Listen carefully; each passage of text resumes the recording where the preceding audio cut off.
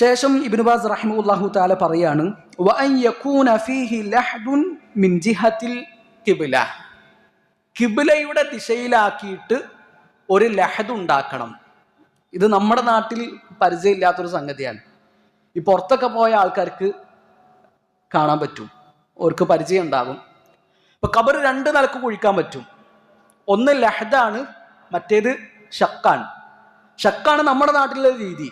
അതായത് ആദ്യം ഒരു കുഴി എടുക്കുന്നു, പിന്നെ നേരെ അടുത്തൊരു കുഴിയെടുത്ത് മയ്യത്തിനെ കിടക്കാൻ പാകത്തിലുള്ള അടുത്തൊരു കുഴി എടുക്കുന്നു. നമ്മുടെ നാട്ടിലുള്ള രീതി അതിനാണ് എന്ത് പറയുക? ഷക്ക് എന്ന് പറയുക. ഈ ലഹദ് എന്ന് പറഞ്ഞാൽ അത് പുറത്തൊക്കെയാണ് ഉണ്ടാവുക. ഒരു കുഴി ആദ്യം എടുക്കുന്നു, പിന്നെ കഅബയുടെ ഭാഗത്തേക്കായിട്ട് താഴ്ഭാഗത്തു നിന്ന് എന്ത് ചെയ്യുന്നു? മയ്യത്തിന് കിടക്കാൻ പാകത്തിൽ ഒരു കീറുണ്ടാക്കുന്നു. എന്നിട്ട് അതിൻ്റെ ഉള്ളിലേക്ക് മയ്യത്ത് കയറ്റി വെച്ച് മൂടുകല്ല് വെച്ച് അടക്കുകയാണ് ചെയ്യുക. ഇങ്ങനെ രണ്ട് രീതി മയ്യത്ത് കുഴിക്കുന്നിടത്ത് നമുക്ക് കാണാൻ പറ്റും. ഇതിൽ ഏറ്റവും നല്ലത് ഏതാണ്? ഷക്കാണോ ലഹദാണോ? നമ്മുടെ നാട്ടിലുള്ള രീതിയാണോ, അതല്ല പുറത്തൊക്കെ നമുക്ക് കാണാൻ പറ്റുന്ന രീതിയാണോ? ഏതാ നല്ലത്? നമ്മളെ നാട്ടിലുള്ള രീതിയാണെന്നാണ്, നാടിനോടൊരു മഹബത്താണ്. അതെ, നമ്മുടെ നാട്ടിൽ ലഹദ് കുഴിച്ചാൽ മണ്ണൊന്നാകെ ഇടിഞ്ഞു പൊളിഞ്ഞ് വീഴും. നമ്മുടെ നാട്ടിൽ ലഹദ് കുഴിക്കാൻ പറ്റിയ അവസ്ഥ അല്ല ഉള്ളത്.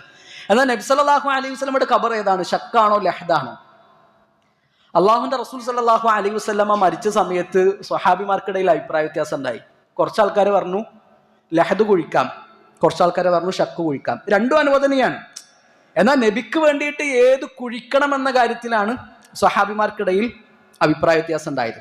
അപ്പോൾ സഹാബിമാരുടെ ശബ്ദം ഉയർന്നപ്പോൾ ഉമർ ബിൻ ഖത്താബ് റളിയല്ലാഹു അൻഹു പറഞ്ഞു, എല്ലാവരും മിണ്ടാതിരിക്കുക, നമുക്കൊരു തീരുമാനത്തിലെത്താം. മദീനയിൽ ഷക്ക് കുഴിക്കുന്ന ആൾക്കാരുണ്ട്, ലഹദ് കുഴിക്കുന്ന ആൾക്കാരുണ്ട്. രണ്ട് ടീമിന്റെ അടുക്കലേക്ക് നമുക്ക് ആളയക്കാം. ആരാണ് ആദ്യം വരുന്നത് അവർ നബിക്ക് വേണ്ടി എന്ത് ചെയ്യട്ടെ? ഖബർ കുഴിക്കട്ടെ. അങ്ങനെ രണ്ട് ടീമിന്റെ അടുക്കലേക്കും ആളയച്ചു. ലഹദ് കുഴിക്കുന്ന ആൾക്കാരാണ് ആദ്യം വന്നത്. അങ്ങനെ അള്ളാഹുവിന്റെ റസൂൽ സല്ലല്ലാഹു അലൈഹി വസല്ലമക്ക് വേണ്ടി സ്വഹാബിമാർ ഒരുക്കിയത് ലഹദാണ്. അപ്പൊ ഇതിന്റെ അടിസ്ഥാനത്തിൽ ഷെയ്ഖ് ഇബ്നു ബാസ് റഹിമഹുല്ലാഹു തആല ഒക്കെ പറയുന്നത് കാണാം, ഷക്കിനേക്കാളും അഫ്ളൽ ലഹദാണ്. കാരണം അള്ളാഹുവിന്റെ റസൂൽ സല്ലല്ലാഹു അലൈഹി വസല്ലമക്ക് അള്ളാഹു തെരഞ്ഞെടുക്കുക ഏറ്റവും അഫ്ളലായതാണ്.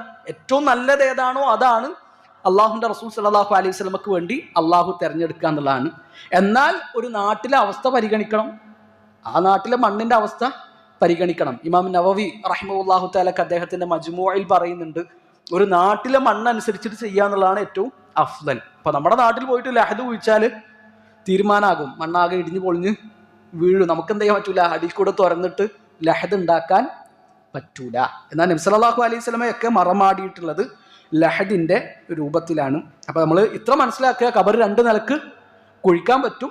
ഒന്ന് ലഹദാണ്, മറ്റേത് ഷക്കാണ്.